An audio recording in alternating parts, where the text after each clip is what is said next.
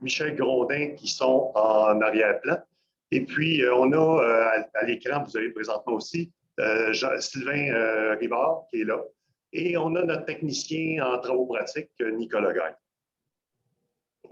Alors, c'est ça. Donc, qu'est-ce qui se passe en électronique, ordinateur spécialisation, excusez-moi, ordinateur et réseau?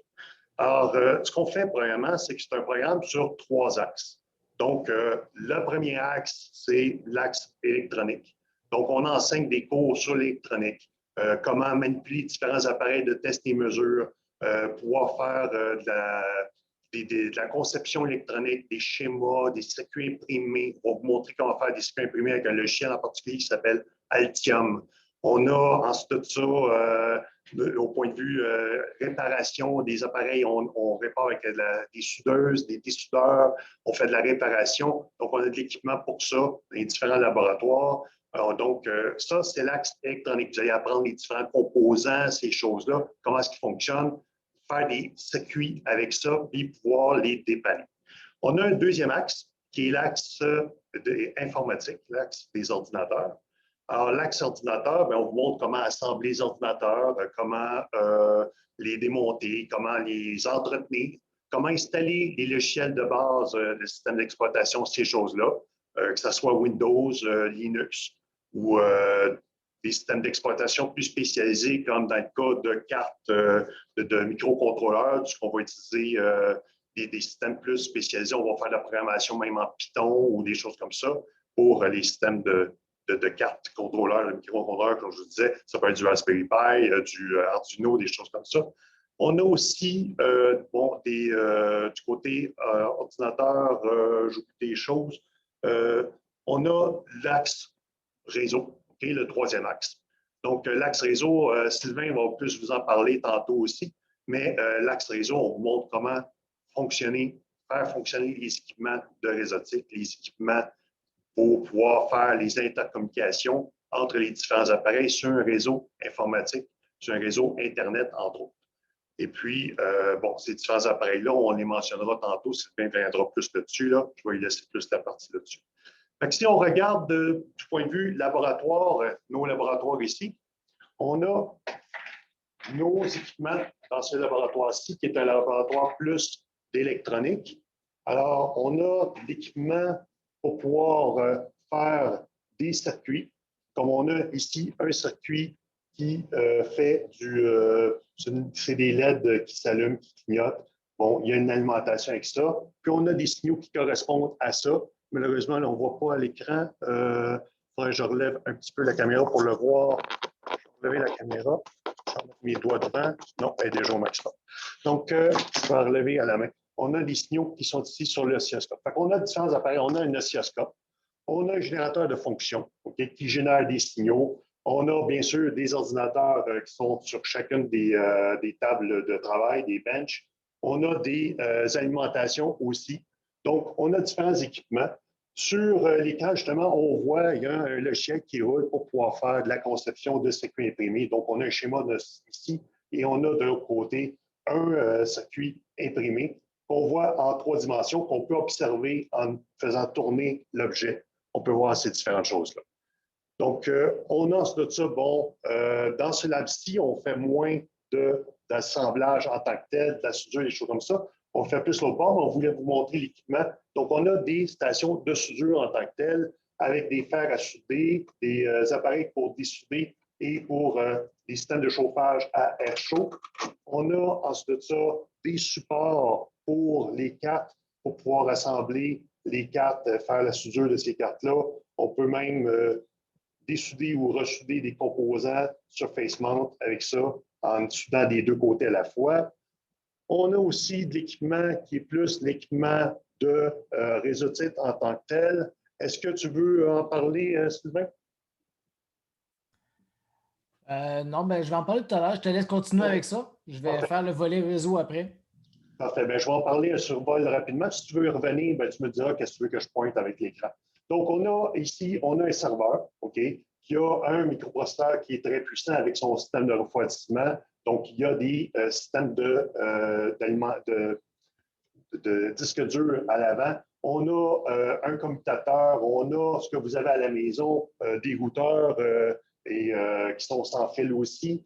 Donc, on a différents appareils comme ça ici. Bon, vous voyez, on a dans les assemblages d'ordinateurs, vous avez bien sûr les disques durs, les cartes mémoire, vous savez, l'ordinateur qu'on va assembler.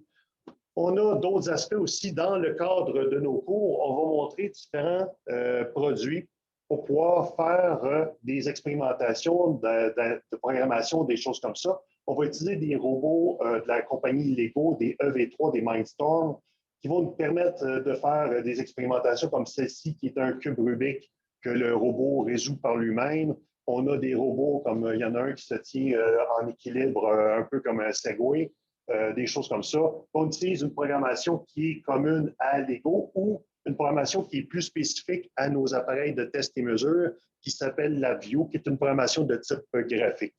Donc, on a de ça, bon, bien sûr, on a pour la réseautique, on a des systèmes qui sont dans des cabinets.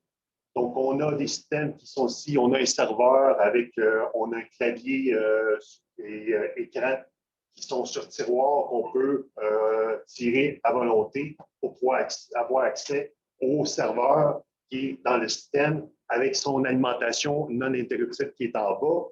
On a du côté réseautique aussi, on montre comment faire la fusion de fibre optique. Donc, on a une machine pour faire la fusion de fibre optique ici. On a un appareil pour faire la mesure de cette fibre optique-là, pour voir les différents points où il y a des réflexions et voir la qualité du signal, qu'on appelle un OTDR, qui est Optical Time Domain Reflectometer. Donc, on a ces appareils-là. Donc, du côté réseautique, on va faire de la réseautique sur des réseaux cuivrés, donc du filaire, du réseau de fibre optique. Et on montre aussi le sans-fil, bien sûr, le Wi-Fi, toutes ces choses-là. Puis, je vais laisser Sylvain plus t'en parler tantôt à propos de ça. Donc, on a ce laboratoire-ci qui est plus destiné à l'électronique. On vous a montré différentes affaires aussi dedans. Mais on a un autre laboratoire qui, lui, à ce moment-là, est plus dédié à la soudure. Un autre laboratoire qui est plus dédié à la réseautique. Et on a les cours à ce moment-là qu'on peut offrir dans ces différents laboratoires-là qui sont plus adaptés à chaque cours. Donc, Sylvain, je te laisse aller pour le reste. Super, merci José. Comme José vous a montré, on a différents équipements selon la spécialisation qu'on voit durant le programme, soit électronique, soit ordinateur, soit réseau. Si on vient un peu sur la partie réseau, ce que José vous a présenté juste avant, on a vu un cabinet qui était en fait une reproduction de ce qu'on peut voir exactement dans des centres de données. Donc, si vous avez vu dans des films ou si vous avez vu en vrai des centres de données, des armoires, des corridors de serveurs remplis avec des lumières qui clignotent. C'est exactement la même chose que ça. On a des serveurs qui sont montés en pile, qui sont des serveurs qui nous permettent de virtualiser des environnements et on est capable de faire la maintenance avec, comme José vous a montré, un KVM qui est un ordinateur intégré, un écran clavier. Et avec ça, on reproduit ce qu'un centre de données peut faire à large échelle. Donc, c'est multiplié par le nombre de fois. Donc, en réseautique, dans notre programme, on voit tout ce qui est ordinateur, réseau, mais plus spécifiquement les commutateurs, les routeurs, les points d'accès, les pare-feux. On va virtualiser des environnements, on va créer des environnements pour des larges échelles. Et lorsqu'on se retrouve dans une entreprise, on va plus comme à une certaine époque, vivre avec un ordinateur, un serveur, puis tout le monde se branche dessus. On est capable d'avoir des dizaines, voire des centaines de serveurs, tout virtualisé, puis avec des environnements propres à chacun. Donc, avec des équipements comme ça, on est capable d'avoir des environnements de travail très performants et très spécialisés, mais tout ça en étant naturellement décuplé le nombre de fois qu'on veut le faire. Donc, on le reproduit dans des laboratoires, on virtualise des environnements, autant des environnements Windows que des environnements Unix, et on fait aussi la programmation, comme José vous a montré, la programmation qui est de la programmation soit Unix, soit avec Python, ou soit avec des environnements graphiques comme LabVIEW, où est-ce qu'on va être capable de programmer. On a introduit la programmation dans des cours avec des utilitaires que vous avez peut-être déjà travaillé avec, si vous avez déjà joué avec des Lego, des Mindstorm, et on peut programmer de façon basique, mais là, on va pousser plus loin en allant dans la programmation graphique pour être capable d'utiliser ce que les gens d'entreprise utilisent, la programmation plus pointu, mais avec des outils comme les Lego pour nous permettre de faire des choses quand même ludiques, avoir du plaisir. Donc, on a le petit gyro qui est là, le petit robot qui se tient en équilibre. Juste ça, c'est quand même une prouesse de pouvoir se tenir en équilibre, toujours avec un gyroscope. L'autre robot qui est juste à côté, lui, il va assembler un cube Rubik. Donc, il va lire toutes les surfaces et il va faire le calcul, l'analyse pour voir quel coup doit faire pour pouvoir manipuler le cube Rubik, pour pouvoir résoudre le cube. Tout ça avec des Lego et de la programmation aussi simple que LabVIEW et ou Lego. Mais bon, si on le faisait en Lego, ça serait beaucoup plus compliqué. Il y a aussi le petit bolide qui se promène, là, qui est piloté. On peut lui donner des commandes spécifiques avec les composantes qu'il y a, comme des composants pour le bouton un détecteur, un capteur de lumière.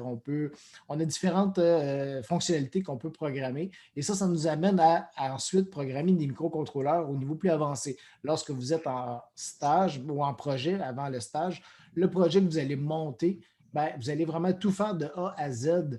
Vous allez concevoir votre circuit électronique, vous allez le programmer. Bien là, vous allez avoir eu l'essentiel avant pour vous rendre à cette étape-là. Donc, ça, c'est l'autre aspect électronique. Mais l'aspect réseau, les routeurs, les commutateurs, ce qu'on vous a présenté juste en haut à droite de ce que José vous montre présentement avec les antennes, ce que vous avez à la maison, votre routeur domestique. Ce qu'on appelle un routeur est en fait un routeur commutateur point d'accès. On va voir que dans les entreprises, ça ne répond pas aux besoins. C'est trop petit et trop pointu pour le commercial ou l'entreprise. Le domestique, ça fait la job, mais on va se rendre compte qu'en entreprise, il faut décupler tout ça. Donc, on va avoir des commutateurs comme il y a juste en dessous pour pouvoir brancher plusieurs postes de travail, plusieurs stations, plusieurs serveurs. Et ensuite, on va avoir des contrôleurs de points d'accès, des routeurs pour pouvoir gérer le trafic. On va tout apprendre ça de façon virtuelle et réelle avec du matériel virtualisé et du matériel. On a tout un lab que je ne sais pas si Nicolas, est-ce que Nicolas, tu avais prévu de nous montrer ça dans la Ouais, présentation? ouais, Oui, on tu a les veux-tu caméras, on va pouvoir montrer ça. Donc, il y a les équipements qui sont dans des salles que chaque étudiant peut travailler avec, parce que dans les laboratoires, comme exactement ce que Nicolas vous présente. Donc, ça, c'est une des salles qu'on a qui est avec plusieurs racks, plusieurs cabinets pour pouvoir interconnecter les routeurs, les commutateurs. Puis, on donne des laboratoires spécifiques en simulant un vrai réseau qu'on pourrait avoir à large échelle, mais avec l'équipement de laboratoire. Donc, c'est des équipements qu'on a, c'est le genre de choses qu'on peut faire avec les équipements de réseau dans notre cours de réseau. Et est-ce que tu voulais nous montrer autre chose, Nicolas? Est-ce que tu voulais prendre le relais? Non, en fait, Oui. la dernière chose que je pourrais vous montrer, c'était la classe de réseau, en fait, si je vais avec Ah oui, une ceci. caméra dans cette classe-là, c'est bien. Ici, comme ça. Donc, présentement, c'est une caméra qui est installée dans la salle. Dans cette classe-là, c'est la classe de réseau. Donc, tous les cours théoriques et les cours pratiques vont se donner dans cette classe-là. Donc, on a les cabinets, là, comme José montrait tantôt. Bon, mais ils sont dans cette classe-là d'habitude. Et puis, chaque étudiant va être installé là, suivre le cours en avant. Et puis, on va faire le lien avec l'autre classe qui est juste ici. Dans cette classe-là, on va avoir nos équipements. Oups, j'ai un coup de trop. Donc, dans cette classe-là, on a nos équipements qui font du bruit dans une classe qui est ventilée, climatisée. Puis, tous nos équipements, on va les contrôler à distance. Ben, en fait, on va les programmer à distance là, dans le 234. Même, je peux laisser Sylvain continuer là, pour ça. Ben, c'est ça. Comme Nicolas disait, on peut interconnecter tous nos appareils à travers différents laboratoires, différentes classes, et on simule, dans le fond, ce qu'on ferait en industrie. Et comme José tantôt vous a parlé, les équipements aussi de réseautique sont interconnectés soit en fil cuivré, soit en fil fibre optique. On fait de la fibre optique. S'il y en a un parmi vous qui avait déjà un WIN, qui a déjà eu la fibre optique à la maison, vous allez voir le technicien quand il arrive chez vous pour vous brancher la fibre optique. Il utilise exactement le même matériel que José vous a montré pour faire la fusion, pour pouvoir faire la connexion nécessaire pour permettre d'avoir une terminaison fibre optique. Maintenant, on a besoin d'un gros volume de données dans la réseautique. On n'est plus à ce qu'il y avait il y a 10, 15, 20 ans. La réseautique demande beaucoup en bande passante. Ça prend de la fibre idéalement. Et la fibre, on apprend à la manipuler, à la fusionner pour pouvoir faire des interconnexions à large échelle, mais quand on arrive dans des laboratoires, on va utiliser plus le fibre cuivré. Donc, on voit les différentes technologies qui existent en entreprise au niveau des interconnexions. Ça fait un peu le tour de la réseautique. Je ne sais pas si vous avez des questions, s'il y a autre chose. Est-ce que les gars, j'ai oublié quelque chose? Est-ce qu'il y a quelque chose que vous voulez que je parle? Bon, je pense que tu as pas mal fait le tour. Oui, d'accord. Avez-vous des questions?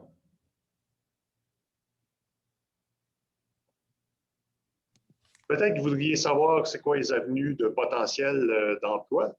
Je vais essayer de penser à quelque chose, mais si vous voulez rajouter, Sylvain et Nicolas, n'hésitez pas là. En tant que technologue, parce que c'est quoi que ça fait, hein, les gens qu'on forme, on les forme pour qu'ils soient des technologues. Okay? Donc, un technologue en électronique qui est spécialisé ordinateur et réseau, mais à ce moment-là, il peut travailler dans une entreprise, comme il y a quelques entreprises dans la région qui font ça, où ce qui va faire de la conception en électronique, faire des circuits imprimés. Ça va être des circuits, des produits qui vont être utilisés pour faire du contrôle de bâtiments, de la température, des choses comme ça, différents produits. Donc, il y a beaucoup de possibilités de qu'est-ce que les gens peuvent concevoir en électronique, puis qui peuvent couvrir beaucoup de sujets différents. Puis nos technologues, ils vont contribuer à ça. Ils vont pouvoir faire à ce moment-là, comme je disais, la conception en tant que telle, peuvent faire le dépannage, l'aide, le support à la production, différentes choses comme ça. Supporter l'ingénierie lors de la conception aussi, ces choses-là. Donc, ça, c'est pour l'aspect électronique. L'aspect informatique, ils peuvent travailler dans une entreprise où il y a un parc informatique qui est important. Donc, par exemple, on a certains de nos technologues qui travaillent dans les commissions scolaires. Donc, à la commission scolaire, il y a beaucoup d'ordinateurs impliqués. À ce moment-là, nos étudiants se retrouvent à travailler là pour gérer ces parcs-là, faire l'installation, répandre certains logiciels sur les différents ordinateurs, gérer tout ça. Puis en même temps, il y a l'aspect ordinateur en tant que tel, mais il y a l'aspect informatique de l'informatique, il y a l'aspect réseau. Donc, ils vont aussi s'occuper d'installer le réseau, configurer différents appareils, ces choses-là. Ça couvre pas mal les deux aspects, informatique et réseau. Si vous avez des idées, les gars, là, Sylvain, peut-être réseau. En réseau, il y aurait de l'administrateur de réseau. On entend souvent ça, quelqu'un qui est responsable, comme je vous ai mentionné, responsable d'un parc informatique. Un parc informatique, quelqu'un qui a une entreprise avec des dizaines, des centaines de postes de travail, ça prend quelqu'un qui est responsable pour s'assurer que tous les postes fonctionnent bien, les communications réseau fonctionnent bien, il y a nécessairement des serveurs d'impliquer à ça, il y a une infrastructure à maintenir. Donc, l'administrateur réseau, c'est sa responsabilité de maintenir et de tenir à jour la sécurité et la stabilité d'un réseau. Donc, administrateur de réseau, c'est souvent une des avenues d'un technicien qui suit notre programme, qui peut faire par la suite. Je vais en profiter peut-être pour faire le parallèle entre l'informatique et l'électronique. Souvent, c'est un sujet qui revient. En informatique, on va faire plus de la programmation, tandis que nous, en électronique, on va en faire un petit peu pour programmer nos appareils, mais on va davantage faire du matériel. Donc, on va manipuler du matériel. L'informaticien qui suit le cours d'informatique va moins travailler avec le matériel, il va plus travailler directement avec le clavier et l'ordinateur, tandis que nous, on va devoir se lever, aller voir les clients, parler, interagir avec eux, comprendre leurs besoins, monter un ordinateur, monter des serveurs, réparer des ordinateurs, réparer des serveurs, commander des pièces, vérifier la sécurité. Donc, il y a tellement d'avenues plus spécialisées en réseautique qui sont possibles. Dès qu'on grossit dans une entreprise, on a besoin de plusieurs personnes qui sont spécialisées en électronique réseau que juste ordinateur ou informatique. Donc, c'est une avenue qui est très intéressante parce qu'on peut se spécialiser après en étant en réseautique parce qu'après, on peut se dire, je vais être en sécurité en réseautique, je vais être juste en maintenance, en soutien, je vais être plus dans la virtualisation, l'aspect des serveurs, l'aspect des utilisateurs. Qui a accès à quoi dans le parc informatique? Donc, on va se servir des environnements de Windows avec Active Directory pour créer des utilisateurs, changer les mots de passe, donner des accès, enlever les accès, donner de l'espace disque, s'assurer que les ordinateurs ou le parc informatique communiquent bien ensemble. Donc, tout ça, c'est une énorme gestion à faire. C'est ce qu'on apprend à faire dans notre programme, entre autres. Donc, les administrateurs réseau, il y en a plein de branches plus spécialisées un que l'autre, mais c'est assez générique, administrateur réseau. C'est quelque chose qu'on a oublié de mentionner tantôt, Sylvain, à propos du VMware, de la virtualisation. Tu veux-tu développer un petit peu là-dessus? Qu'est-ce que tu montres? Qu'est-ce que vous montrez? Oui, d'accord. Virtualisation, comme je disais tantôt, on a plusieurs environnements de travail qu'on va virtualiser. Avant, à une certaine époque, on avait un serveur, puis tout, on installait tout dessus, puis c'était ça. Maintenant, on peut avoir une machine, comme tout à l'heure, José vous a montré, qui est un petit serveur dans un cabinet ou dans un rack mount. Donc, le serveur en soi, lui, il peut avoir des dizaines, plusieurs dizaines de serveurs intégrés dedans qu'on va virtualiser, puis qu'on peut dédié à certains services ou à certaines personnes ou certaines parties de l'entreprise. Donc, sur cette machine-là, qu'on va appeler un serveur, on peut avoir des serveurs virtualisés, plusieurs serveurs Windows, plusieurs serveurs Unix, avec un serveur de fichiers, un serveur web qui va partager nos pages web. On va avoir des serveurs pour gérer les accès dans l'entreprise, donc qui a accès à quoi. Tout ça, naturellement, est virtualisé. C'est des environnements qui sont créés et qui sont maintenus par l'administrateur réseau. Donc, souvent, c'est de partir quel est le besoin, puis là, on développe, puis on se dit, ben, on va se monter un serveur spécifique à ça. Donc, il faut le créer, il faut le monter, il faut le configurer. C'est la maintenance qu'un administrateur réseau va faire en virtualisant des environnements. Donc, je ne sais pas si vous avez déjà monté des environnements comme Unix, si vous avez des appareils de type Google, Android, c'est un Linux dedans. Donc, le Linux, c'est une plateforme de virtualisation qu'on peut se servir aussi. Des Windows, on peut s'en virtualiser plein d'environnements différents Windows. On peut se créer des environnements pour nos besoins, puis les enlever, les dupliquer, les déplacer d'une machine à une autre. Donc, juste la virtualisation, c'est des heures et des heures de plaisir juste pour ce domaine-là. C'est très utile de virtualiser si vous avez besoin de tester un logiciel, tester quelque chose sans être obligé de l'installer permanent, puis bousiller votre environnement que vous avez actuellement s'il y a un problème qui arrive. Fait que ça permet à ce moment-là de vous créer un environnement à part sur votre machine, pouvoir faire la virtualisation, faire les tests. Puis comme dans les entreprises, bien, la virtualisation, c'est des serveurs à grande échelle. Mais là, ça permet, comme Sylvain disait, d'avoir un serveur web dans une entreprise qui peut gérer 8 à 10 autres sites web au lieu d'en gérer un seul, ce qui se faisait auparavant. Donc, c'est très, très pratique de pouvoir faire ça. J'aimerais juste ajouter, José, tu viens de me faire penser à quelque chose. Souvent, on va avoir comme référence que vous avez peut-être déjà vu comme publicité, les AWS, les Amazon Web Services. Amazon, c'est des parcs informatiques énormes et souvent, bon, on va virtualiser à distance des services qu'on va utiliser, mais comme José vous en a mentionné, on va faire des prototypages, on va faire des tests, on va faire un banc de tests, puis on va se dire, ben, je vais me monter une machine virtuelle, je vais le tester, puis si ça fonctionne, ben après, ben là, je vais aller chercher l'échelle que j'ai de besoin. Je vais me prendre 20, 40, 60 serveurs que j'ai de besoin, puis je peux les virtualiser chez Amazon ou dans différents autres services pour créer mon besoin. Mais tout ça, ben, j'apprends à le faire dans mes cours. Je sais comment le faire avec le matériel qu'on a, mais en même temps, si je l'ai fait une fois, je suis capable de le faire 50 fois. Après ça, ben, c'est du volume. Puis avec les entreprises comme, entre autres, Amazon, on peut faire du volume, mais on apprend à le faire machine par machine. Puis après, ben, environnement virtuel par virtuel. Donc, c'est ce qu'on apprend à faire. Est-ce que vous avez des questions?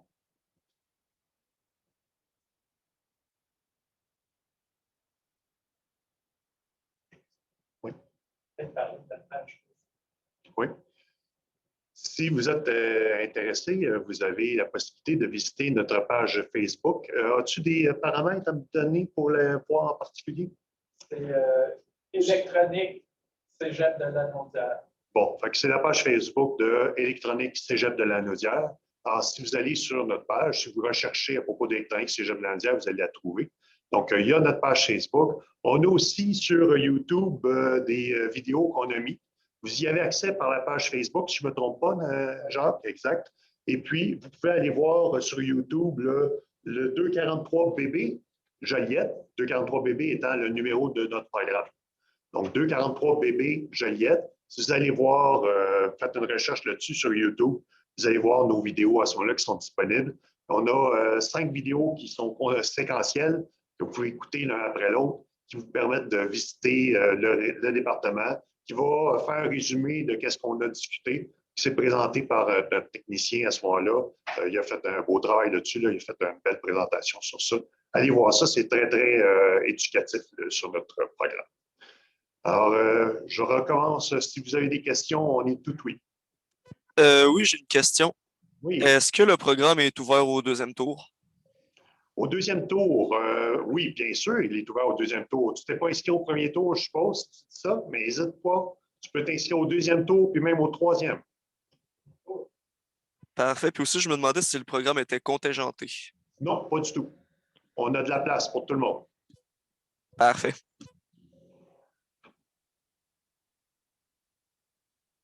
Une autre question?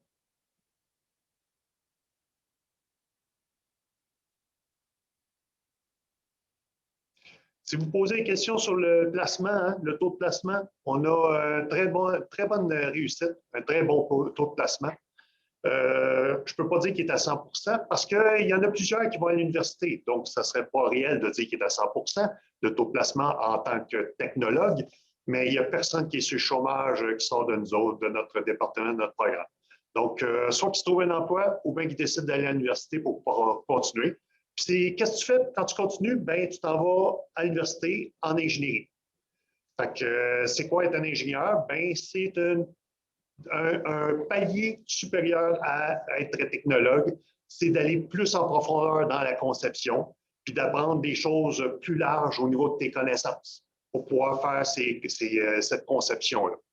Donc, tu vas être impliqué avec différents programmes à ce moment-là. Tu n'auras pas juste ton programme en tant que tel que tu apprends des notions, tu apprends des notions de d'autres choses, de la physique, tu vas apprendre au niveau de la chimie, différentes affaires, beaucoup de matières différentes pour que tu aies un bagage de connaissances plus évolué qui te permettent à ce moment-là de prendre les bonnes décisions quand tu fais une conception.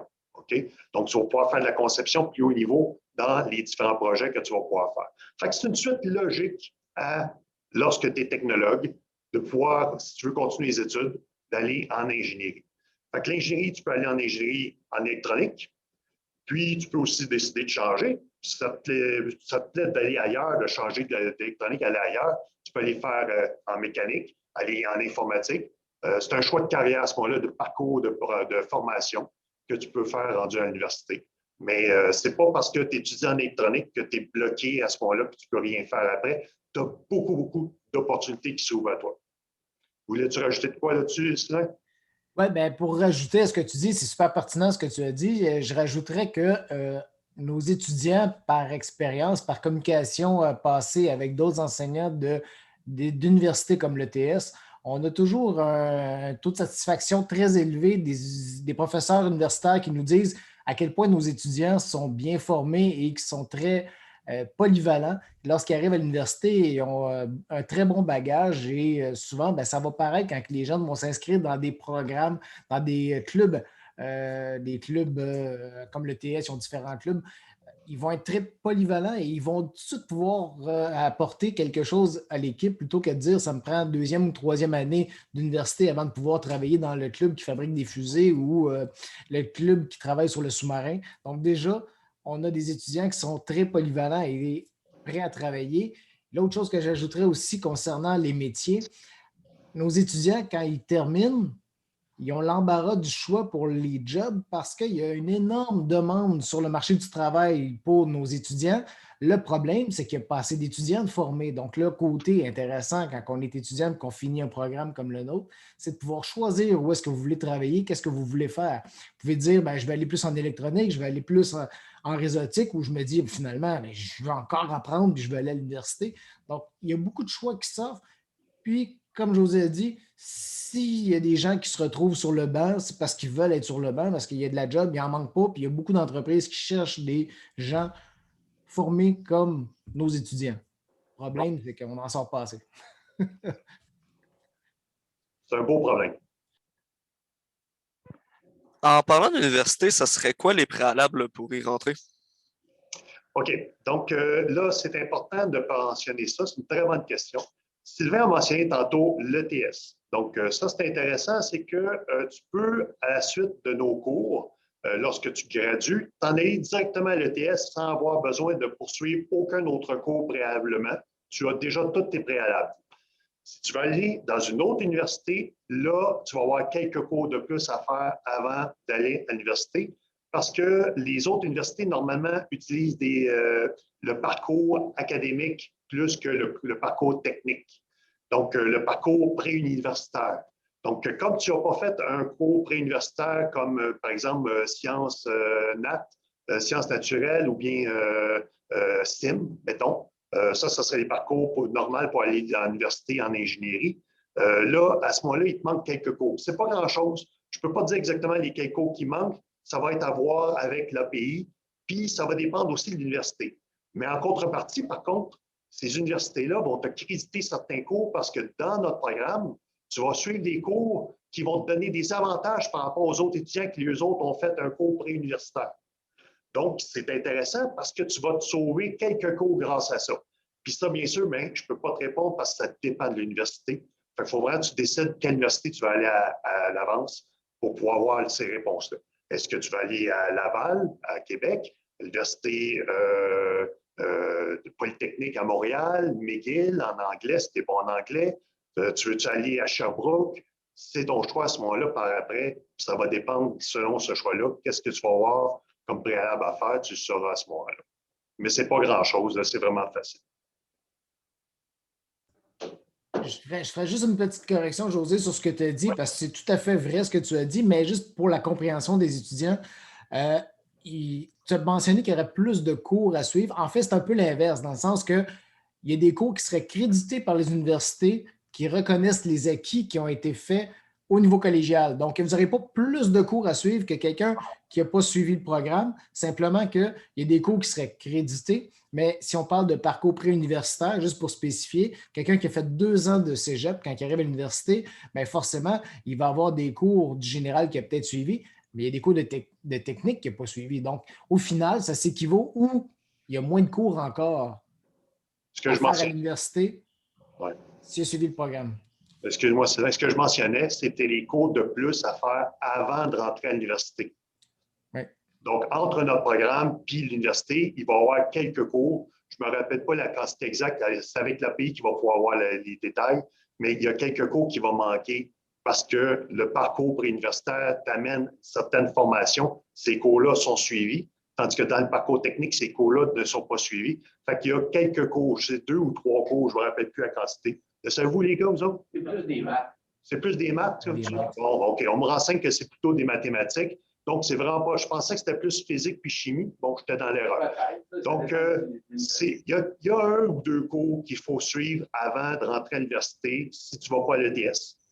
Donc, mais par après, comme je disais tantôt, puisque Sylvain a mentionné, les cours, tu as beaucoup de cours qui vont être crédités parce que tu les as fait à la technique, tu as fait des choses équivalentes. OK? Si tu vas à l'ETS, tu n'as pas de besoin de te casser la tête, c'est direct, tu rentres, tu n'as pas de cours préalable à faire supplémentaire avant de rentrer, puis tu n'auras rien de crédité de plus par contre après parce que les parcours de l'ETS sont faits pour des gens qui viennent de la technique. Okay. Est-ce qu'il y a une autre? Ça répond-tu à ta question? Premièrement, hein? C'est un beau laïus notre affaire, mais Derek, si je me rappelle bien, ça te répond-tu à ta question? Oui, ça répond très bien à la question. Merci beaucoup. Parfait, merci. Il y a une autre question? Oui, est-ce qu'on peut entrer avec 6 unités manquantes? Qu'est-ce que tu veux dire par 6 unités manquantes? Exemple, si tu as fait ton DS, mais qu'il te manque des crédits, est-ce que tu peux rentrer à la technique, mais sans avoir tes 6, genre exemple, il te manque 6 unités? Bien, ça, là, je te conseille fortement de consulter ton API. OK, de consulter l'API ici. Bien là, ce n'est pas ton API parce que tu n'es pas encore ici. Donc, c'est une API. Il faudrait que tu communiques avec les API. C'est qui notre API? C'est Mme Dessina? C'est Isabelle Grosse. Il faudrait que tu communiques avec Isabelle Grosse, OK, qui est une API, une aide pédagogique individuelle. OK, parce qu'on dit les acronymes, on les connaît par cœur, mais vous autres, vous ne les savez peut-être pas. Il faut faire attention à ça. Donc, une aide pédagogique individuelle, Isabelle Grosse, tu communiques avec elle. Elle va pouvoir te guider là-dessus, savoir exactement lesquels cours que tu n'as pas fait, qu'est-ce que tu as fait, qu'est-ce que tu vas pouvoir continuer, ces choses-là, qu'est-ce qui te manque comme préalable. Je t'écoute, Michel. Juste une seconde. Ça arrive souvent que des élèves comme ça. OK. Michel me renseigne que ça arrive souvent qu'il y a des élèves qui manquent quelques cours, puis malgré tout, ils peuvent continuer, ils peuvent rentrer, mais il faut quand même que tu aies les préalables qui sont demandés dans le programme. Fait que c'est pour ça qu'il faut que tu communiques avec l'API, que tu vérifies avec elle. D'accord? Oui, oui, les préalables, c'est bien les maths SN de 4. Tu as SN4, est-ce que c'est ou SN5 ou SN5? Il faudra que je vérifie. Je pense que c'est SN4. SN4, c'est correct, oui. Ah, Donc, ok, d'abord, c'est SN4, check. c'est correct.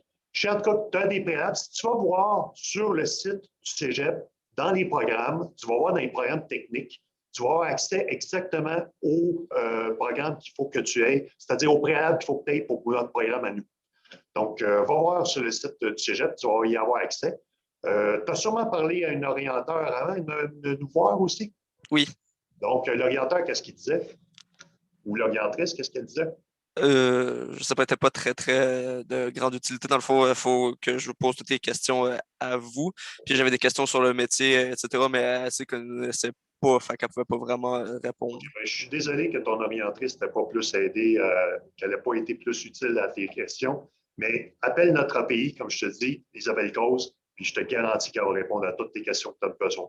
Si tu as d'autres questions techniques, comme tu parlais, au niveau de l'emploi et tout, je t'écoute. Ouais, ça peut déboucher sur quoi comme emploi, la technique? On en a mentionné tantôt, OK? Donc, la technique, ça va dépendre de tes intérêts personnels. Donc, si tu as le goût de faire plus de l'électronique que de l'ordinateur et du réseau, bien, il y a de la conception que tu peux faire, tu as du dépannage, tu peux travailler dans des entreprises où tu vas avoir du support à la production, tu peux faire du support technique, tu peux faire du test, c'est-à-dire de la qualité hein, au niveau des produits, des choses comme ça. Donc, pardon? Intégration. De l'intégration. Tu peux faire de l'intégration de produits, des choses comme ça. On te parle en background, hein? Ça ne m'aide pas bien, on me déconcentre. Merci quand même. Puis, c'est ça. Fait qu'il y a différentes choses que tu peux faire, je blague. Puis, bon, si tu es plus du côté informatique ou réseau, bien, à ce moment-là, tu peux travailler sur des entreprises qui vont avoir besoin de gérer un parc informatique, un parc réseautique, comme on mentionnait tantôt. Ça peut être une entreprise qui fait du déploiement d'un réseau dans d'autres entreprises, qui fait de la sous-traitance. Ça peut être de gérer le parc d'une grosse compagnie, comme on disait, parc informatique et réseautique. Les deux sont souvent très liés ensemble. Hein? Ça arrive souvent que les gens qui vont travailler en réseautique vont s'occuper de monter les ordinateurs, ces choses-là, dans une entreprise, parce que c'est très proche l'un de l'autre. Donc, c'est pour ça qu'on en parle souvent comme étant une seule et même chose, mais ça se peut dans une entreprise que ça soit séparé aussi. Hein?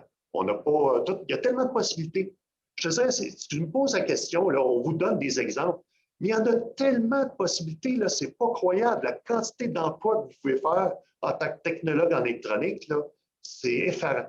Okay? As-tu des idées, Sylvain, d'autres choses comme idée?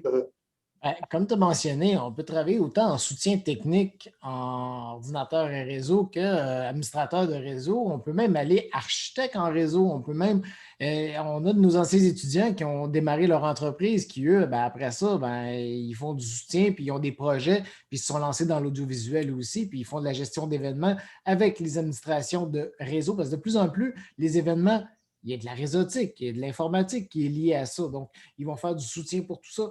Donc, comme José mentionnait, il y a beaucoup, beaucoup de spécialisations qui peuvent s'offrir après avec un bagage plus polyvalent comme le nôtre. Après ça, ça dépend du champ d'intérêt de chacun, puis de dire, moi, j'ai envie de faire plus de ça ou moins de ça. Tantôt, on a parlé de la commission scolaire. Un étudiant qui sort de notre programme, qui travaille à la commission scolaire, il va s'occuper de centaines de postes de travail, plein de routeurs, de commutateurs à travers différentes écoles dans la région, puis il va se promener beaucoup parce qu'il va dire, bon, après-midi, je dois aller, je ne sais pas moi, à Saint-Michel-des-Saints pour aller faire du soutien dans une école pour la commission scolaire. Puis après, si j'ai du temps, je m'en vais dans une autre école pour remplacer un commutateur qui est défectueux. Puis, donc, c'est toutes des choses que ça dépend de ce que tu as envie de faire, mais c'est rendu là, c'est propre à chacun. Oui, c'est ça, tes intérêts. On a des étudiants aussi, parce que pendant que tu parlais, je pensais à ça, on a des étudiants qui travaillent en biomédical dans les hôpitaux. Alors là, ils font l'entretien, la mise à jour des appareils qui contiennent des parties informatisées et électroniques. Donc, les différents appareils qui ont, aussitôt qu'il y a de l'électronique et de l'informatique impliquée dedans, les autres, ils s'occupent de ça à ce moment-là. Puis pour faire ça, ils ont été, en plus de ça, plusieurs d'entre eux ont été chercher un certificat à l'université pour se spécialiser là-dedans. Donc, ils ont une spécialité en biomédical qui ont été chercher un certificat de plus que notre programme pour compléter leurs connaissances. Donc, c'est souvent ce qui va arriver. Les étudiants vont décider de continuer puis d'aller chercher des informations supplémentaires pour se spécialiser pour la job. S'ils travaillent dans une entreprise, puis ils ont des fibres en particulier à utiliser avec certains connecteurs particuliers qu'on n'a pas appris ici parce que ce n'est pas générique, bien, à ce moment-là, ils vont aller chercher les connaissances à quelque part, puis ils vont faire une formation là-dessus, puis ils vont continuer ensuite de ça à utiliser les connaissances qu'ils ont dans le cadre de leur travail. Donc, nos étudiants, ce qu'ils font, grosso modo, pour résumer tout ça, là, ils travaillent en technologie de l'information. OK? Donc, ça, c'est un buzzword que tu vas voir souvent. OK? On le voit de plus en plus. On voit les technologies de l'information, les TI, mais c'est ça que nos étudiants font. Puis c'est ça dans le sens très large du terme. Ça couvre de l'électronique à la programmation, l'utilisation des programmes, l'implantation de tout ça. Nos étudiants s'occupent de la majorité de ces points-là. Il y a l'informatique, comme on mentionnait tantôt, comme on parlait tantôt, Sylvain en a parlé plus. Donc, quelqu'un qui s'en va faire un DEC en informatique, bien, lui, il va faire de la programmation, il est moins matériel. Nous, on a un aspect plus matériel de la chose. Ça répond à tes questions? Oui, honnêtement, vous répondez très bien aux questions. Merci. C'est vraiment utile. Ça nous fait vraiment plaisir, Derek. OK? Donc, as-tu quelque chose d'autre que tu laisses savoir là-dessus? Est-ce que vous êtes à l'aise, par exemple, de parler de salaire et de toutes ces affaires-là? Oui, les salaires, écoute, ce que je peux te référer, c'est ce que le gouvernement mentionne actuellement. La dernière chose que j'ai vue dernièrement, c'est en fin de semaine, justement, une publicité à propos de TI que j'ai vu et que j'ai consulté. On mentionnait le salaire de 30 de l'heure en moyenne. Mais ça, c'est en moyenne. Des salaires peuvent être plus élevés que ça pour les techniciens, dépendant de la spécialisation qu'il y a, dépendant du type de travail qu'il fait. Ça tourne autour de ces salaires. En fibre optique, c'est très payant. Oui. Sais-tu, Nicolas, en combien peut-être? 80 000 par année. Pas dollars, j'espère, oui, Non, par année. 80 000 OK. par année. Donc, c'est ça. Nicolas me mentionne un 80 000 par année pour un technicien en fibre optique. Donc, c'est assez intéressant. En passant, il y a des ingénieurs qui ne font même pas ça. Fait que, tu sais, c'est un bon salaire. Oui, totalement. Tu sais, puis ça, c'est pas avec plusieurs années d'expérience, 80 000, là. C'est quelques années. Là. On ne parle pas d'un 10 à 15 ans d'expérience pour qu'il y ait 80 000. Là. Fait que c'est super intéressant.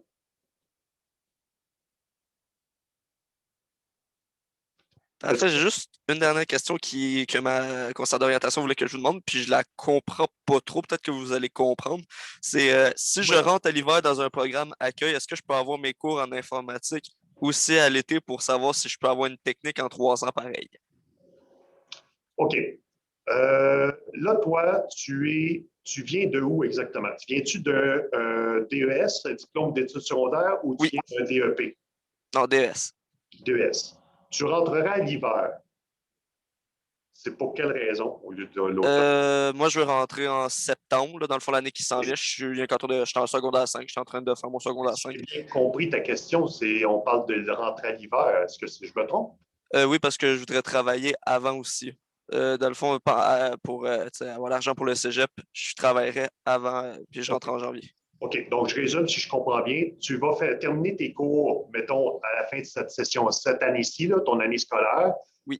En septembre, tu veux travailler, puis en janvier, tu veux rentrer au cégep. Oui. Parfait. J'ai bien compris. Donc, ce qui arrive à ce moment-là, c'est que nous, les programmes commencent à l'automne. OK? On n'a pas énormément d'étudiants. On n'a pas suffisamment pour nous permettre d'avoir une cohorte d'hiver et une cohorte d'automne. Donc, à ce moment-là, nous, nos cohortes commencent, les nouvelles cohortes, c'est à l'automne qui commence. Il n'y a rien qui t'empêche, par contre, de rentrer en tremplin deck.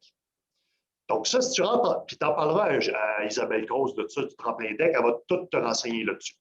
Donc, le tremplin deck, ce que ça va te permettre de faire, c'est de commencer des cours. Tu vas pouvoir faire tes cours généraux. Tes cours généraux, excuse-moi, je devrais dire. Donc, tu vas pouvoir faire français, pas mathématiques. Tu vas faire français, éducation physique, qu'est-ce que l'autre? Philosophie, ben oui. Okay. Donc, français, philo, tu vas pouvoir faire ça, OK? Les cours complémentaires aussi, c'est vrai, que tu vas pouvoir faire. Donc, ça, tu vas pouvoir commencer ces cours-là. Lesquels tu vas faire, ça va dépendre de ce qui est disponible, quand est-ce que tu t'inscris, mais tu vas pouvoir t'avancer dans ces cours-là. Donc, tu fais ça le plus possible de cours que tu fais durant cet hiver-là. Puis après ça, tu commences avec nous autres l'automne suivant. puis tu vas pouvoir commencer nos cours dans notre programme. En fait, ce que j'ajouterais à ce que José vient de dire, simplement, c'est que nos cours, de la façon qu'ils sont montés, il y a beaucoup de notions qui sont complémentaires aux notions qu'on a déjà apprises par le passé. Donc, les cours, c'est comme une chaîne qui se suit. Pour pouvoir faire le deuxième cours, il faut avoir réussi le premier cours. Donc, c'est difficile de le faire en moins de 3 ans pour pouvoir réussir à faire tous les cours dans l'ordre. Donc, il y a vraiment numéro 1, numéro 2, numéro 3 pour être capable d'avoir tout ce qu'il faut comme bagage pour ultimement faire les cours de troisième année. Donc, si tu entres en janvier plutôt qu'en septembre, ben, comme je vous ai dit, si tu fais les cours du général, ça va te permettre d'alléger après ton horaire rendu à septembre de la session suivante et les années d'après, parce que tu vas avoir déjà fait des cours du général et ça va te permettre d'avoir peut-être 5 cours par session au lieu de 7 et ça va te permettre de passer peut-être plus facilement à travers le programme, mais ça va être difficile de passer en dedans de 3 ans. Donc, tu t'en sauveras pas, il va falloir quand même que tu fasses 3 ans. Donc, tu ferais 3 ans et demi, sauf qu'en faisant 3 ans et demi, tu auras un horaire allégé. Donc, si tu as déjà un travail, ça te permettrait peut-être de travailler aussi en même temps pendant tes études. Donc, c'est une autre option, ça, qui s'offre à toi. Exact. Parfait, merci beaucoup. C'est beau, Eric. Est-ce que quelqu'un d'autre a des questions?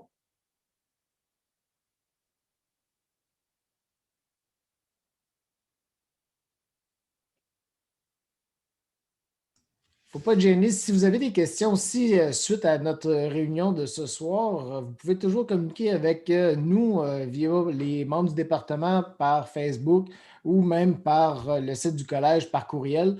Donc, on est toujours disponible à répondre à vos questions, même si c'est une question qui est très simple pour vous. N'hésitez pas, si ça vous rassure ou si vous éclaire ou ça vous aide à vous orienter ou à faire vos choix. On est disponible et bon, vous êtes habitué avec Facebook, c'est une bonne façon de communiquer avec nous par le département. Vous écrivez un message, puis on va vous répondre si on ne vous répond pas dans l'instant. Donc, on va vous trouver réponse, puis au pire, on va vous mettre en lien, en communication avec la bonne personne à travers le collège qui pourrait vous répondre à votre question, entre autres avec les API, comme je vous ai parlé. Oui.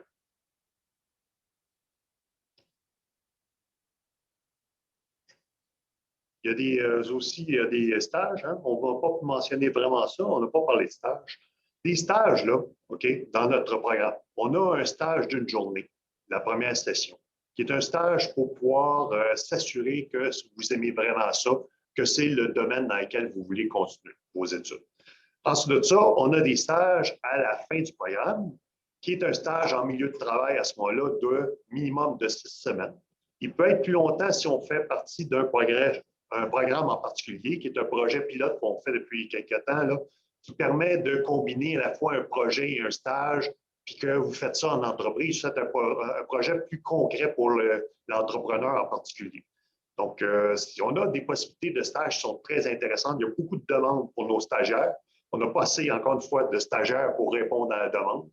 Et puis, c'est ça, les entreprises, à ce moment-là, sont très intéressées, sont très ouverts à vos stages.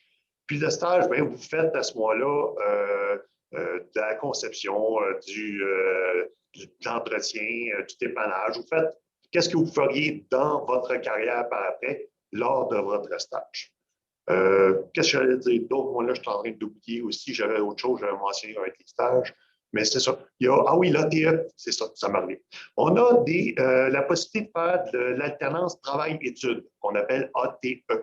Puis l'alternance travail-études, ça, il faut commencer, par contre, dès la première année, se décider à le faire. Parce qu'à la fin de la première année, lors du premier été suivant les 2 premières sessions, vous avez à ce moment-là un stage que vous pouvez faire en entreprise qui, lui, va être rémunéré au lieu des autres stages qu'on parlait, rémunéré, excusez, qui va être au lieu des autres stages. Donc là, vous avez un stage tout l'été.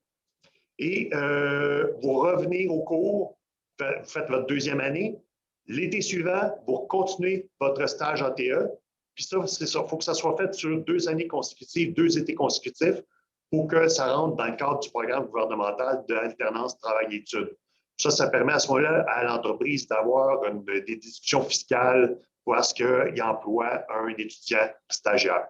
Donc, c'est un programme que vous pouvez utiliser. On a des étudiants qui s'en ont prévalu dans le passé. Donc, il y en a encore un qui l'est probablement présentement. Donc, c'est ça. Donc, c'est une possibilité dans le cadre du programme. Est-ce qu'il y a des questions? est-ce que vous offrez le truc élève d'un jour? Oui, bien sûr. On a l'élève d'un jour, sauf que là, on est en mode pandémie. Donc là, on a élève d'un jour, on l'a offert dernièrement en décembre, je pense que ça se faisait, à l'automne, on avait eu élève d'un jour. On n'a personne qui s'est inscrit. On a, durant cet hiver, il devrait en avoir aussi, je ne sais pas les dates exactes. Marie qui n'est pas encore là, elle n'est plus là avec nous autres. Hein? Donc, on a. L'élève d'un jour à cause de la pandémie. Oui, mais c'était virtuel. C'est ça. C'est ça, c'était virtuel. Donc, on a élève d'un jour. Il faudrait que tu t'informes. Va voir sur le site web du Cégep. Il y a une section pour ça, élève d'un jour. Puis, tu peux y accéder à ce moment-là. Il faut que tu t'inscrives pour demander d'être élève d'un jour. Si tu ne réussis pas à le trouver, là, fais comme Sylvain l'avait dit tantôt, là, communique avec nous autres par Facebook, puis on va essayer de te trouver l'information. Là, je ne l'ai pas sous la main, là, malheureusement, là, mais c'est ça. Tu as possibilité d'avoir élève d'un jour, mais parce que c'est en mode pandémie, c'est virtuel. Donc, tu pouvais assister à ce moment-là à nos cours, des choses comme ça, un cours virtuel, puis on pouvait t'inscrire en même temps, puis tu vois qu'est-ce que ça a l'air, les cours. Mais en temps normal, lorsqu'on n'est pas en mode pandémie, bien, on te fait rentrer dans nos laboratoires, on te fait suivre nos cours, nos labs, on se fait faire quelque chose pendant nos labs, parce que des fois, bien, c'est un lab de deuxième, troisième année. Fait que là, c'est un petit peu poussé pour vous autres qui commencez, c'est un peu épeurant, qu'est-ce qu'on vous fait faire. Fait que là, à ce moment-là, on vous donne quelque chose de plus simple, mais c'est quoi qui, vous pouvez au moins avoir un look and feel de qu'est-ce qui se passe, puis si ça vous intéresse ou pas. Tu voulais-tu rajouter de quoi là-dessus, Sylvain? Oui, ben moi, exactement comme tu dis, c'était bien parce que quand on n'était pas en pandémie, on pouvait voir tout ce qu'on fait vraiment dans les laboratoires. Maintenant, c'est un peu virtuel, c'est un peu différent, mais moi, je tiens à dire que j'adore les étudiants d'un jour parce que ça leur permet justement de confirmer leur choix, dire ben, je fais un bon choix ou ça va être intéressant, ou en même temps, un étudiant qui vient, qui dit finalement, ce n'est pas le choix que je veux faire. Moi, je suis super content, mais je me dis, je l'ai rassuré, puis j'ai permis de voir qu'est-ce qu'on fait. Puis en même temps, ben, je ne fais pas perdre une année à cet étudiant-là en disant ben, s'il est en présentation, présentement, il est en train de faire un choix de carrière ou un choix d'études. Il faut l'orienter correctement. C'est un bon moment de le faire. Prenez le temps de le faire. Moi, j'adore ça dans mes classes. J'introduis toujours des étudiants d'un jour. J'aime ça. Ça me permet aussi d'avoir un premier contact. Puis en général, ben, c'est plus pour rassurer un étudiant qui dit ben, finalement, c'est le bon choix que je fais. Puis en même temps, ben, si ce n'est pas le bon choix, c'est correct aussi. Vous êtes en train de choisir. Ce n'est pas facile pour vous. C'est une excellente chose de faire ça. Là. Je vous invite à le faire.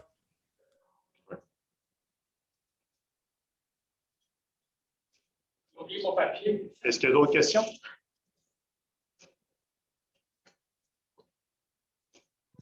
Ben, ça, je sais pas si vous allez vraiment avoir la réponse ou pas, mais exemple, si je fais mes études au Québec et que je vais aller travailler en Ontario, est-ce que nos diplômes sont reconnus là-bas? Wow! Je ne pourrais pas te répondre, vraiment, non. Mais Ok, d'accord. il y a de la chasse gardée au niveau de l'ingénierie. Ça, on le sait. Okay? En tant qu'ingénieur, on sait qu'il y a l'Ordre des ingénieurs du Québec, okay, qui régit le travail des ingénieurs dans la province de Québec. Donc, tu ne peux pas aller impunément travailler ailleurs. Il faut que tu demandes des permissions. OK? Ce n'est pas impossible. Puis, je sais qu'il y a des arrangements, il y a des choses qui peuvent se faire. Est-ce que c'est facile ou pas? Ça reste à voir, là. Bon. Mais en tant que technologue, je ne pourrais pas te dire, mais je sais que vous avez une ordre des technologues. L'ordre des technologues, elle est du Québec. Donc, c'est probablement semblable à ce qui se fait en ingénierie. Fait que si tu veux travailler, je sais que l'ordre des technologues n'est pas obligatoire. Bon, elle est conseillée, fortement conseillée, parce que ça vous avantage d'être réunis sous forme d'une ordre. Ça a des gros avantages, mais tu peux quand même travailler, même si tu ne fais pas partie de l'ordre des technologues. C'est juste qu'il ne faut pas que tu utilises une appellation particulière de technologue professionnel. C'est un détail, c'est au niveau de nomenclature. Bon, ça ne t'empêche pas d'aller travailler, faire le travail d'un technologue à ce moment-là. Pour l'instant, c'est comme ça. Qu'est-ce que le futur, qu'est-ce qui nous réserve au niveau des protections de droits et d'appellation? Ça, je ne peux pas te le dire. Pour l'instant, c'est le cas des technologues. L'ingénierie, c'est plus protégé, mais peut-être que les technologues vont être aussi protégés que l'ingénierie dans le futur. Ça peut arriver. OK? Ça, je ne peux pas te dire là-dessus. On ne peut pas prédire l'avenir. Est-ce que tu peux aller travailler en Ontario? Présentement, je ne pourrais pas te le dire à cause de ces raisons-là. Moi, je te conseillerais, si tu veux une question comme ça, là, appellent l'Ordre des technologues du Québec puis posent leurs questions. Eux autres, ils ont une section pour les étudiants en particulier. Ils sont très ouverts à répondre à vos questions. Donc, tu pourrais sûrement poser des questions à ce groupe-là, l'Ordre des technologues du Québec. Leur poser ça, puis d'après moi, ils pourraient te répondre, eux autres. Moi, ce que j'ajouterais à ce que José a dit, ça, c'est d'un aspect peut-être un peu plus légal, mais il ne faut pas oublier une chose, on est un domaine technique. Comme on est une science appliquée, les TI, il y a un besoin, pas juste au Québec, il y a un besoin en Ontario, aux États-Unis, il y a un besoin partout. Donc, si tu démontres que tu as des compétences, l'entreprise va t'engager. Donc, si ton objectif, c'est d'aller travailler en Ontario, ben, ils vont reconnaître peut-être pas nécessairement ton diplôme, mais ils vont reconnaître tes compétences. Et à ce moment-là, la personne, c'est sûr que si tu es capable de faire la job, elle va t'engager. Mais après, si tu vas aller dans une université en Ontario ou dans une université ailleurs, ben, ils vont essayer de voir c'est quoi tes acquis, puis ils vont essayer de faire des équivalences d'acquis. C'est du cas par cas, c'est négocié ici et là, mais ça reste que tu es un domaine de sciences appliquées, tu apprends des choses, tu sais comment le faire, les gens vont être intéressés par tes services. Ça, c'est la règle de base. Si tu sais quoi faire, comment faire les choses, il y a une demande. Donc, les gens vont être intéressés par ce que tu peux offrir. Comme si tu veux aller travailler aux États-Unis, c'est faisable. Là, à ce moment-là, il y a un green card qui est impliqué là-dedans. L'entreprise, comme Sylvain disait, va faire des pieds et des mains pour te faire obtenir un green card, les visas, le transfert et tout, parce qu'ils sont intéressés à toi. Ce n'est pas le même principe en Ontario. Il n'y a pas de green card, il n'y a pas d'affaire comme ça, mais il y a des règles quand même. Mais quelles sont ces règles-là exactement? Je ne sais pas pour l'instant. Mais une chose qui est sûre, ce que Sylvain a dit, c'est tout à fait vrai. Les entreprises, quand ils sont intéressés, ils vont s'arranger pour régler ça. Une multinationale comme Bell, qui engage un nouveau technicien, peut après ça l'avoir en Ontario aussi. Oui, sûrement. Mais c'est comme je te dis, on ne sait pas les détails là, à ce moment-là. Est-ce qu'on a d'autres questions? Vous avez combien d'élèves environ? Combien on a d'élèves environ? Bon, présentement, on a à peu près 7 étudiants qui sont en deuxième année. On a un peu moins de ça en troisième, puis c'est ça. Donc, il y a d'autres élèves aussi en première. Bon, on a des... D'année en année, ça dépend. Comme José dit, des fois on a des gros groupes, des fois on a des petits groupes. On reste une petite famille. Entre nous, on se connaît. Je veux dire, un étudiant qui arrive un matin parce qu'il ne file pas, on le sait, puis on va y offrir de l'aide. On est une petite famille. Les étudiants vont suivre à travers les différents cours du général comme de la technique. On a nos laboratoires où les étudiants peuvent travailler qui se regroupent. Donc, on finit tous par s'entraider. Il y a beaucoup de partage. On est vraiment, moi, je le vois toujours comme une famille. Donc, moi, quand j'arrive, je suis super content parce que pas un groupe générique où, il y a 6 classes de français, puis les étudiants ne se parlent pas, ils ne se connaissent pas entre eux. Nous, on se connaît tous entre nous, puis les étudiants de troisième vont aider les étudiants de deuxième. Ça, c'est courant. Donc, on n'est pas des gros groupes, on est des petits groupes, mais ça varie d'année en année. Généralement, en première, on réussit à avoir environ une vingtaine d'inscriptions. Puis des nouveaux étudiants frais qui rentrent là, on a une vingtaine qui rentrent à chaque année. Et c'est pour ça qu'il y a une forte demande dans le fond, parce qu'il n'y a pas non plus tant d'étudiants que ça en technique électronique. Donc, ce n'est pas un domaine qui est très, comment je dirais ça? Non, je ne dirais pas le mot populaire, parce que ça dirait, c'est pas, je ne veux pas que ça soit négatif. C'est intéressant comme programme, c'est ça, mais il n'y a pas beaucoup de gens qui sont intéressés dans ce domaine-là, qui voient, il est peu connu aussi. Je vais te dire franchement, il est peu connu. OK? Donc, je ne le connaissais même pas avant. Bon, c'est ce qu'on se fait dire régulièrement. Puis c'est dommage parce qu'on fait de la promotion, on en parle. Puis là, bon, la pandémie n'a pas aidé cette année, puis l'hiver passé non plus pour la promotion. Mais on essaie de se faire connaître un peu partout. Puis les gens ont de la difficulté à faire la différence entre informatique et électronique. Exactement, c'est ça. Oui, je veux faire de l'informatique. Puis là, après, ils se rendent compte, ben non, ce que je veux, c'est toucher aux ordinateurs, les démonter, les assembler, ces choses-là. Puis ils se rendent compte, c'est en électronique qu'il faut qu'il y aille. Tu sais, c'est dans notre programme. Ouais, moi, c'est ça qu'on m'avait pas dit.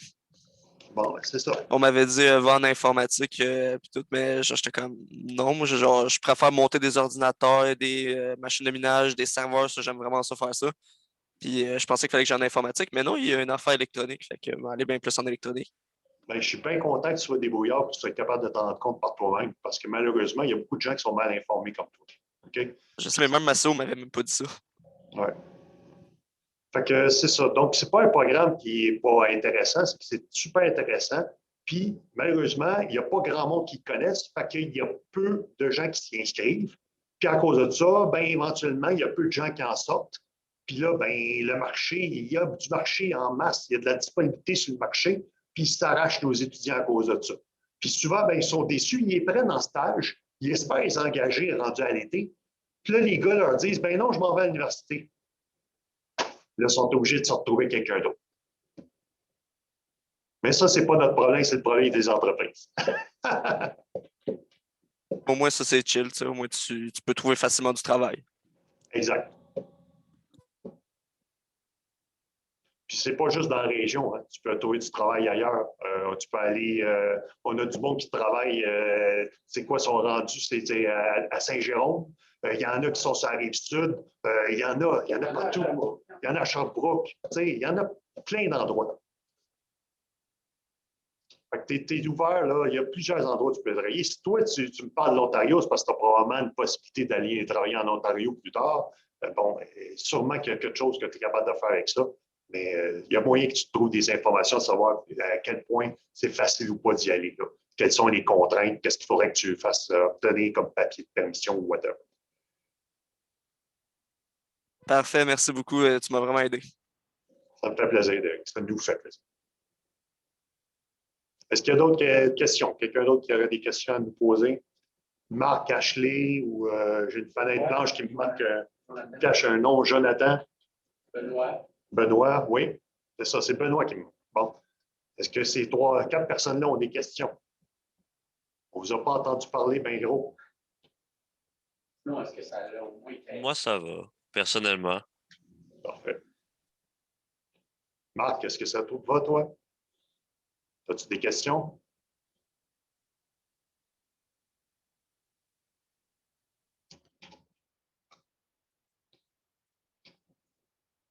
Oui? C'est-tu un oui que je vois? Oui, ça va. Oui, OK. Oui, dans le fond, oui, ça va et non, oui, tu as des questions. Ashley, est-ce que tu as des questions? Ah, ben oui. Oui, bien sûr. Je vois qu'est-ce que, en me rapprochant un peu, je suis désolé, là. Je vois qu'est-ce que. Oui, OK. Parfait. Puis, j'ai Benoît qui est oublié. Benoît, as-tu des questions?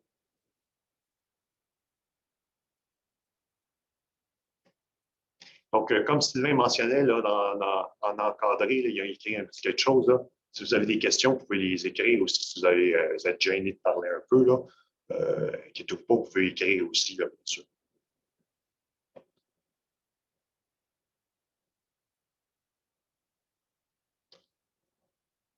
S'il n'y a pas d'autres questions, ben, je vais vous référer à nos. Vous pouvez aller visiter nos autres programmes.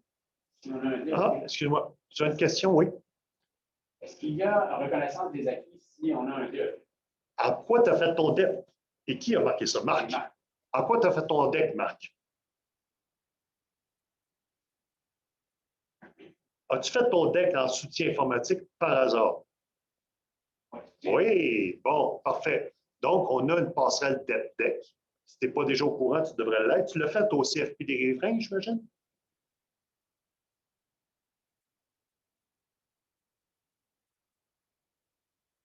Non, oui.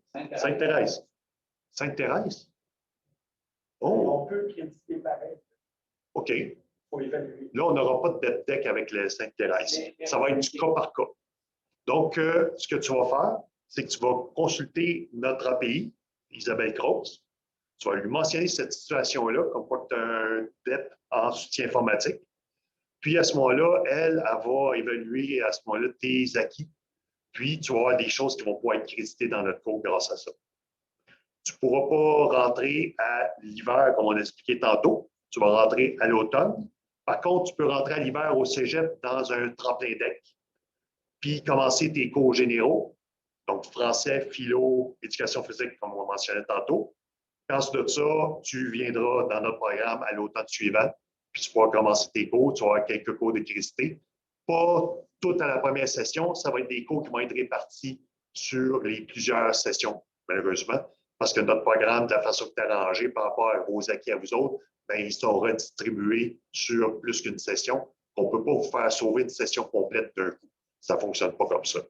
OK? Ça répond à tes questions? Parfait. As-tu d'autres questions, Marc, à poser? N'hésite pas si tu as autre chose. Ça me fait plaisir. Benoît, avais-tu des questions? Je n'ai pas vu si tu avais répondu, je suis désolé.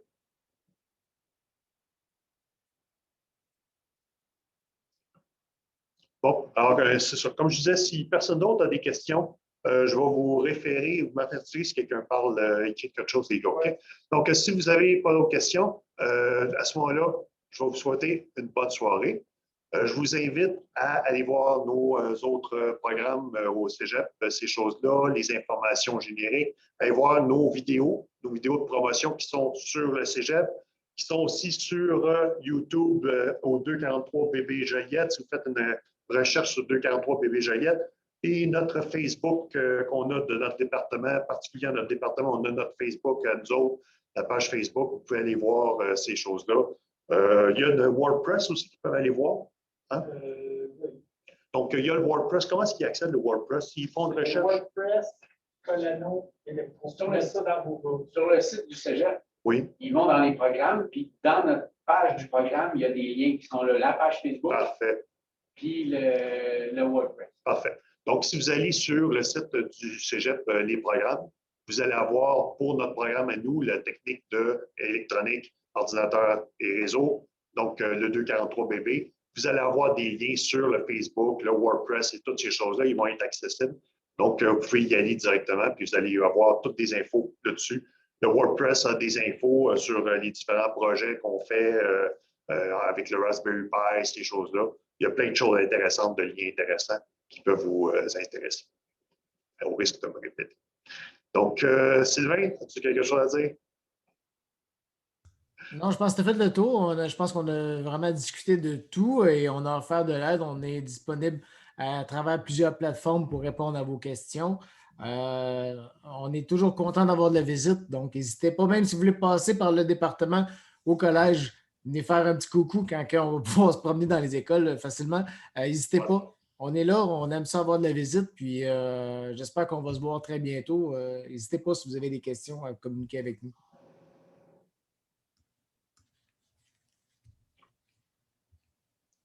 C'est beau, hein, qu'il n'y a pas d'autres questions qui ont apparu pendant qu'on parlait. Donc, on va vous souhaiter. Oui. Merci, bonne soirée, Benoît. Bien, merci, Benoît. Toi aussi. Bonne soirée, Benoît. Donc, on va vous souhaiter une bonne soirée et on espère vous voir plus tôt. Au plus tôt possible. C'est-à-dire à l'automne. On espère vous voir à l'automne. Bye. Bye.